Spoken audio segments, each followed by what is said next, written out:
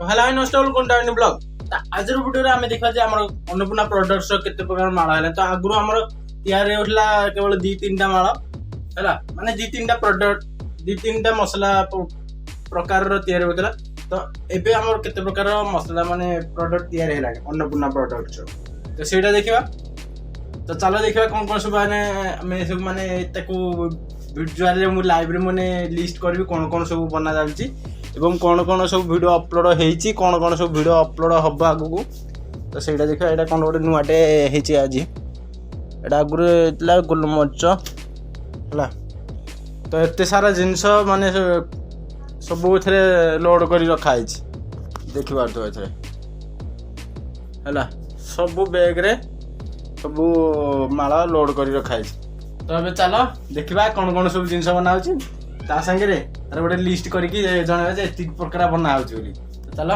Guys ए 25 तारिख रु हमर YouTube चैनल वीडियो अपलोड हो संस्कृति कार्यक्रम जोड़ा होची कोन रामचंद्र मानस ए 25 तारिख रु स्टार्ट होची तो सेति लागिना तार मध्ये ब्लॉग बना दिबो तो आई होप कि तो माने ए ब्लॉग को एन्जॉय करबो हला ए 25 तारिख रु से ब्लॉग टी आसीबो रेगुलरली आसीबो मु मध्ये से माने पोस्टर को अपलोड कर देची YouTube चैनल पोस्ट रे तो सेटा जाकी देखि परबो स्क्रीन रे मध्ये शो करथो तो चलो देखिबा हमें कोन सब माला बनाउ तार लिस्ट रे आ तो सेट लागि ना मु एथि बसी लिस्ट करबी कोन सब माला बनाउची तो सर्वप्रथम हमर होतला कोन ना होतला गुजराती हला ये सर्वप्रथम होतला तो यार मध्य वीडियो अपलोड हेछि कि मोर मन नै मु एटा चैनल चेकिंग कर साला पर मु देखिबी तापरे उठला गोलमरिच गुजराती गोलमरिच आ कोन गोडो होतला हां गुजराती गोलमरिच तापरे होइथिला कोन कर्पूर रो 3 प्रकार आइटम होछि हला से फास्ट रहउछि श्री कर्पूर गोटे होछि तापरे आळती कर्पूर गोटे होची आ गोटे कोन गंधक कर्पूर तो गुजराती ता मु विजिबल करिछि कि नै ए गुजराती भी विजिबल किछि करिया जागा नै से केवल 5टा रे ही गुजराती रहउछि 5 टंगिया रे आ 10 टंगिया रे 10-15 टा रहउछि आ गोलमरिच टा देखिबा आ केतल गोटे वीडियो बनला रे मु शो कर देबी तो गोलमरिच मध्ये हमर हेइ जाइछि किछि ती हबो हैला तो सेटा वीडियो रिकॉर्डिंग करनी तो रिकॉर्डिंग करले मु देखेबी तापर कर्पूर र श्री कर्पूर आलदी कर्पूर गंधक कर्पूर ऑलरेडी वीडियो अपलोड हेछि केते क्वांटिटी कोन देबो केते परिमाण सब सेल होछि ता संगे हमर बना होछि कोन चेरी र मध्ये वीडियो अपलोड हेछि चेरी काजू तापर होछि कोन किसमिस तापर हमर माने साथी आज मन बोलना आ कोन होची आ एटा कोन गोटे मिठू आइ जेटा मेथी ना कोन ओके मेथी तो तापर होची कोन मेथी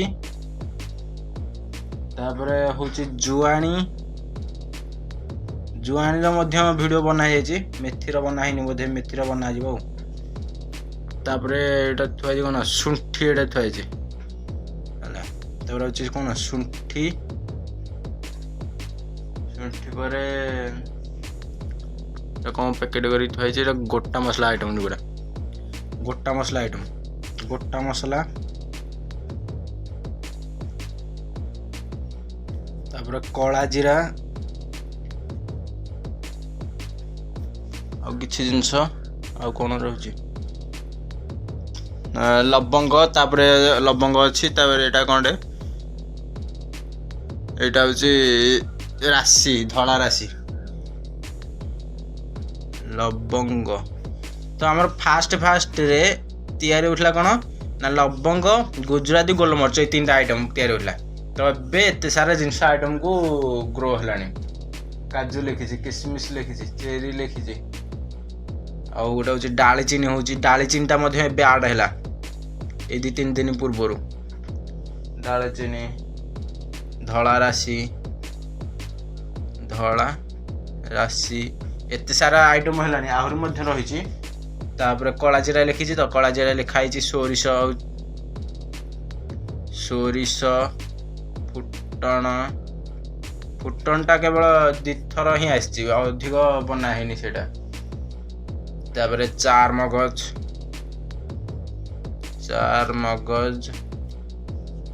ମଗଜ ପରେ ଆମର ହଉଛି କଣଟେ କିଛି ଜିନିଷ ଥୁଆ ହେଇଛି କି ଏଠି। ହଁ, ପାନ ମଧୁରୀ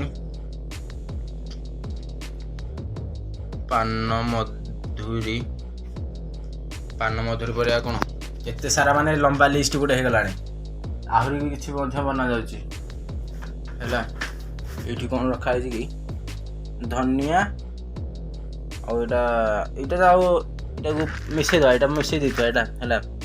ଏଇଟା ଗଲାନି କିନ୍ତୁ ଏଇଟା ଷ୍ଟପ୍ ଏତିକି ରଖେଇକିନି ମିଶେଇ ଦେଇଥିବା ଏଇଟାକୁ। ଏଥିରେ କିଛି ରଖା ହେଇଛି କି? କିଛି ରଖା ହେଇନି, ବାସ୍ ଏତିକି। ଧନିଆ ଆଉ ସେଇଟା କଣଟେ କହନ୍ତି ନକୁଳ ଦାନା, ଭୋଗ ପାଇଁ ଭୋଗ ନକୁଳ ଦାନା। ଧନିଆ ଭୋଗ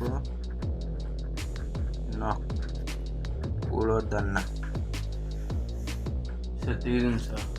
ଆଉ ବାସ୍ ଟିକେ ଆଖି ପକେଇ କଣ ରହିଲା। ଶ୍ରୀ କର୍ପୂର ତ ଲେଖା ଯାଇଛି ହେଲା, ଗୁଜୁରାତି ଲେଖା ଯାଇଛି, ଗୋଟା ମସଲା ଲେଖା ହେଇଯାଇଛି। ଏସବୁ ଗୋଟା ମସଲା ସାମାନ ରଖା ହେଇଛି ଏଠି। କଳା ଜିରା ଏଇଟା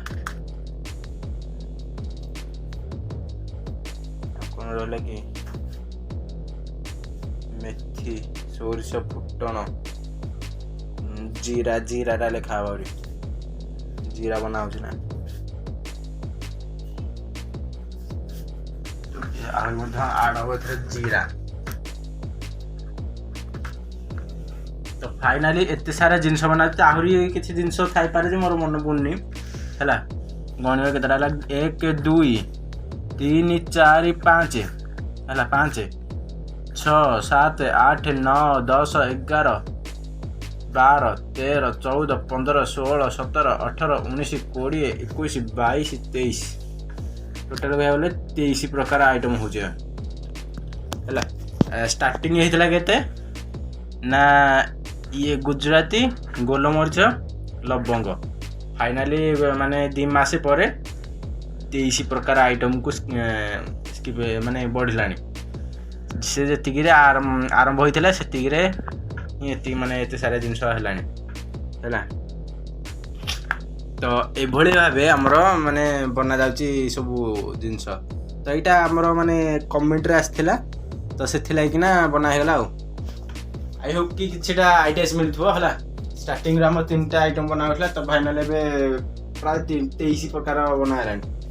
ଆହୁରି ଜିନିଷ ଅଛି 23 ପ୍ରକାର ଅଧିକ ହବ। ଦେଖ, ଗୋଟା ମସଲା ମୁଁ ପକେଇଛି ନା, ଗୋଟା ମସଲା 5 ଟଙ୍କିଆ ବନା ହଉଛି, 10 ଟଙ୍କିଆ ବନା ହଉଛି, ତା ସାଙ୍ଗରେ 20 ଟଙ୍କିଆ ବି ମଧ୍ୟ ବନା ହଉଛି ହେଲା।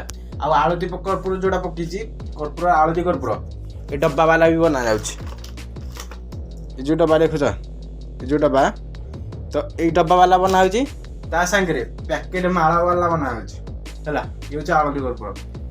ଆହୁରି ମଧ୍ୟ ଏମିତି ଜିନିଷ ଅଛି, ଗୁଜୁରାତି ଏମିତି ହେଲା 5 ଟଙ୍କିଆ ବନା ହଉଛି, ତା ସାଙ୍ଗରେ 10 ଟଙ୍କିଆ ମଧ୍ୟ ବନା ହଉଛି ହେଲା। ଏଠି ଦେଖିପାରୁଥିବ, ଏଠି 10 ଟଙ୍କିଆ ଗୁଜୁରାତି ଏଇଟା। ଏଇଭଳି ଭାବେ ଆମର 23 ପ୍ରକାରରୁ ଅଧିକ ପ୍ରକାରର ମାଳ ବନା ଯାଉଛି ହେଲା। ତ ଷ୍ଟାର୍ଟିଂ ହେଇଥିଲା କେତେ 3 ପ୍ରକାର ମାଳରୁ, ତ ଏବେ ଫାଇନାଲି ପହଞ୍ଚିଗଲାଣି 23 ପ୍ରକାର ମାଳ ପର୍ଯ୍ୟନ୍ତ। ତ ଏଇଭଳି ଭାବେ ମଧ୍ୟ ଗ୍ରୋ ହେଇ ଚାଲିବ। ତ ଏଇଟା ବାସ୍ କେବଳ ଫାଇନାନ୍ସିଆଲ ସପୋର୍ଟ ପାଇଁ। ତ ଏଇ ମାନେ କାମଟା ହେଲା, ଏଇଟା ନୂଆ ଯେହେତୁ ହେଉଛି ମାନେ ସେଲିଂରେ ବହୁତ ପରିଶ୍ରମ ରହୁଛି ଏଇଟା। ତ ସେତେ ବି ମାର୍କେଟରେ ଚାଲିଲା ବେଳକୁ ମାନେ ଚାଲିଲା ବେଳକୁ କହିବାକୁ ଗଲେ ଆହୁରି ଜିନିଷ ଆଡ୍ ହେଇଯାଇଥିବ ହେଲା। ମାର୍କେଟରେ ସେତେ ଚାଲିନି, ତ ଅଳ୍ପ ଅଳ୍ପ କରିକି ନିଆଯାଉଛି। ଆଉ ଏବେ ଏଇଠି ପ୍ରାୟ ରଖାଯାଇଛି କେତେ 300 ମାଳ ଖଣ୍ଡେ ହବ ରଖାହେଇଛି। ଏ ଯୋଡ଼େ ବେଗ 3ଟା 4ଟା 5ଟା ବେଗ ମିଶିକି 300 ମାଳ ଖଣ୍ଡେ ହବ ରଖାହେଇଛି।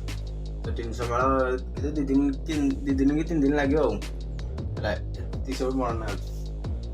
ତ ଆମର 25 ତାରିଖ ଦିନଠୁ ଆମର ରାମଚନ୍ଦ୍ର ମାଂସର ରେଗୁଲାର ଭ୍ଲଗ ଆସିବ, ତ ସେଇଟାକୁ ଦେଖିବାକୁ ଭୁଲିବେନି। ସେଇଟା ହେଉଛି କ'ଣ ବଳରାମପୁରର ଗୋଟେ ସାଂସ୍କୃତିକ କାର୍ଯ୍ୟକ୍ରମ, ଯୋଉଟାକି ହେଉଛି କ'ଣ ମାନେ ବହୁତ ମାନେ ଜାକଜକମରେ କରାଯାଉଛି।